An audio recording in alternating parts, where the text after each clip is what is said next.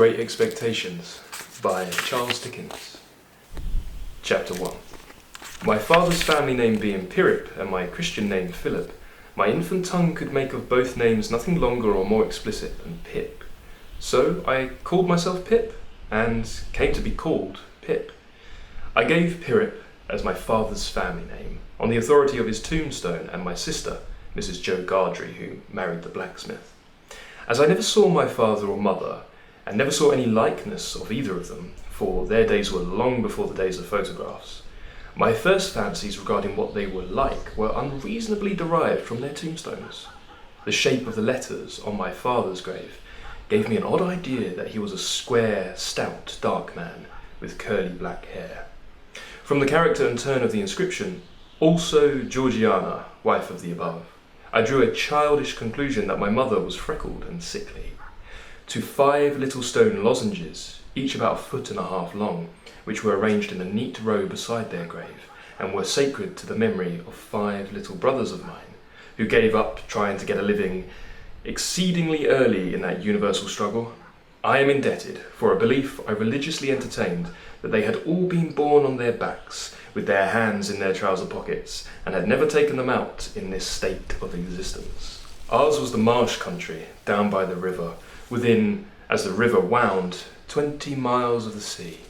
My first most vivid and broad impression of the identity of things seems to me to have been gained on a memorable raw afternoon towards evening. At such a time I found out, for certain, that this bleak place, overgrown with nettles, was the churchyard, and that Philip Pirrip, late of this parish, and also Georgiana, wife of the above, were dead and buried, and that Alexander, Bartholomew, Abraham, Tobias, and Roger, infant children of the aforesaid, were also dead and buried, and that the dark flat wilderness beyond the churchyard, intersected with dykes and mounds and gates, with scattered cattle feeding on it, was the marshes, and that the low leaden line beyond was the river, and that the distant savage lair from which the wind was rushing was the sea, and that the small bundle of shivers growing afraid of it all and beginning to cry was Pip. "Hold your noise!" cried a terrible voice as a man started up from among the graves at the side of the church porch. "Keep still, you little devil, or I'll cut your throat!" A fearful man, all in coarse grey, with a great iron on his leg, a man with no hat and with broken shoes and with an old rag tied around his head, a man who had been soaked in water and smothered in mud, and lamed by stones, and cut by flints, and stung by nettles, and torn by briars, who limped and shivered and glared and growled, and whose teeth chattered in his head as he seized me by the chin. "Oh, don't cut my throat, sir," I pleaded in terror. "Pray, don't do it, sir." "Tell us your name," said the man. "Quick." "Pip, sir." "Once more," said the man, staring at me. "Give it mouth." "Pip, Pip, sir." "Show us where you live," said the man. "Point it out the place." I pointed to where our village lay, on the flat inshore among the alder trees and pollards, a mile or more from the church. The man, after looking at me for a moment, turned me upside down and emptied my pockets. There was nothing in them but a piece of bread. When the church came to itself, for he was so sudden and strong that he made it go head over heels before me, and I saw the steeple under my feet. When the church came to itself, I say, I was seated on a high tombstone, trembling, while he ate the bread ravenously. "You young dog," said the man, licking his lips. "What fat cheeks you have got." I believe they were fat, though I was at the time undersized for my years and not strong. "Darn me if I couldn't eat 'em," said the man, with a threatening shake of his head. "If I hadn't half a mind to." I earnestly expressed my hope that he wouldn't, and held tighter to the tombstone on which he had put me, partly to keep myself upon it, partly to keep myself from crying. "Now looky here," said the man. "Where's your mother?" "There, sir," said I. He started, made a short run, and stopped and looked over his shoulder. "There, sir," I timidly explained. "Also Georgiana. That's my mother." "Oh," said he, coming back. "Is that your father along with your mother?" "Yes, sir," I said. "Him too. Late of this parish." "Ha!" he muttered. Then, considering, "Who'd you live with? Supposing you kindly let to live with her I hadn't made up my mind about." "My sister, sir, Mrs. Joe Gardry, wife of Joe Gardry, the blacksmith, sir." "Blacksmith, eh? said he, and looked down at his leg.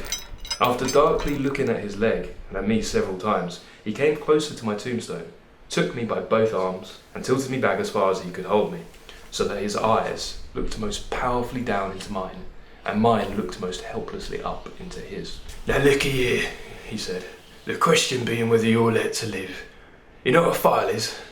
"Yes, sir." "And you know what whittles is?" "Yes, sir." After each question he tilted me over a little more so as to give me a greater sense of helplessness and danger. "You get me a file," he tilted me again. "You get me whittles," he tilted me again. "You bring them both to me," he tilted me again. "Or I'll have your heart and liver out," he tilted me again. I was dreadfully frightened and so giddy that I clung to him with both hands and said, "If you would kindly please let me keep upright, sir, perhaps I shouldn't be sick and perhaps I could attend more." He gave me a most tremendous dip and roll, so that the church jumped over its own weathercock. Then he held me by the arms, in an upright position, at the top of the stone, and went on in these fearful terms. "You bring me tomorrow morning early, that file and them whittles. You bring the lot to me at that old battery over yonder. You do it, and you never dare to say a word, or dare to make a sign concerning your having seen such a person as me, or any person somever, and you shall be let to live. You fail, or you go from my words in any particular, no matter how small it is, and your heart and your liver shall be torn out, roasted and ate. Now I ain't alone, as you may think I am. There's a young man hid with me, in comparison with which young man I am an angel. That young man heeds the words I speak. That young man has a secret way, peculiar to himself, of getting at a boy, and at his heart, and at his liver. It is in vain for a boy to attempt to hide himself from that young man. A boy may lock his door, may be warm in bed, may tuck himself up, may draw the clothes over his head, may think himself comfortable and safe. But that young man will softly creep his way to him and tear him open. I am keeping that young man from harming of you at the present moment with great difficulty. I find it very hard to hold that young man off your inside. Now, what do you say?" I said I would get him the file, and I would get him what broken bits of food I could, and I would come to him at the battery early in the morning. "Say Lord strike you dead if you don't," said the man. I said so, and he took me down. "Now," he pursued, "you remember what you've undertook, and you remember that young man, and you get home." Good night, sir," I faltered. "Much of that," said he, glancing about him over the cold, wet flat. "I wish I was a frog, or a eel." At the same time, he hugged his shuddering body in both his arms, clasping himself as if to hold himself together, and limped towards the low church wall. As I saw him go, picking his way among the nettles and among the brambles that bound the green mounds, he looked in my young eyes as if he were eluding the hands of the dead people, stretching up cautiously out of their graves to get a twist upon his ankle and pull him in. When he came to the low church wall, he got over it, like a man whose legs were numbed and stiff, and then he turned round to look for me. When I saw him turning, I set my face towards home and made the best use of my legs.